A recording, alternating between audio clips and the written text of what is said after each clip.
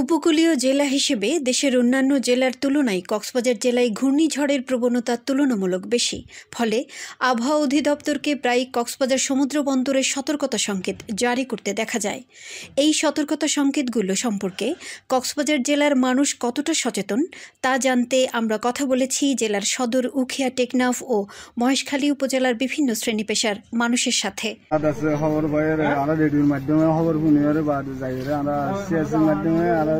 Volunteer আছে কি করে সতর্ক করে দিয়ে নিজে একখান সতর্ক করে সিঙ্গল যখন পরে তাহলে 1 নম্বর হইলে 2 নম্বর হইলে 3 নম্বর 4 নম্বর দিলে পতাকা তুলে 3 নম্বর হইলে একটা পতাকা উড়ি ফার্স্ট পার হয়ে গেল 2 নদী 6-7 হইলে তারপর 3 নদী আরা বেতারর এই খবর বার্তি সিঙ্গেল আর বেতারর খবর বার্তি আরা ফুনি বাড়ি যদি ফুনি বেললে আরা সাগরন ন যায় এত কিলোমিটার বাতাস পাইব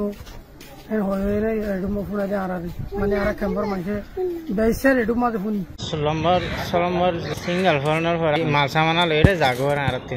এসব সংকেত সম্পর্কে জানা কতটা জরুরি এ বিষয়ে আবহাওয়া অধিদপ্তর কক্সবাজারের সহকারী আবহাওয়াবিদ আব্দুল হান্নান বলেন, বাংলাদেশের সকল মানুষকেই, বিশেষ করে উপকূলীয় অঞ্চলের মানুষদের জন্য এই আবহাওয়ার যে সতর্কবার্তাগুলো আছে সেগুলো খুবই জানা জরুরি।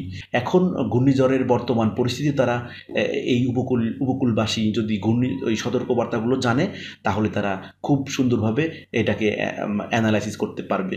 এই জন্য সতর্কবার্তাগুলো সাধারণ মানুষের জন্য জানা খুবই জরুরি। বাতাসের গতিবেগ যখন জানতে পারবে, বৃষ্টিপাতের পরিমাণ কিংবা বৃষ্টিপাত যখন আইডিয়া করতে পারবে এবং জলোচ্ছ্বাস যখন তারা শুনতে পারবে কি পরিমাণের পানির উচ্চতা বাড়বে, সেজন্য তাদের এদের যে সিগন্যালগুলো আছে সেগুলো জানা খুবই জরুরি। ঘূর্ণিঝড় সহ দুর্যোগপূর্ণ যে কোনো পরিস্থিতিতে নিরাপদ থাকতে আবহাওয়ার সতর্ক সংকেতগুলো সম্পর্কে জেনে রাখা অত্যন্ত জরুরি বলে মনে করে সচেতন মহল। নিউজ ডেস্ক, বাংলাদেশ বেতার, কক্সবাজার।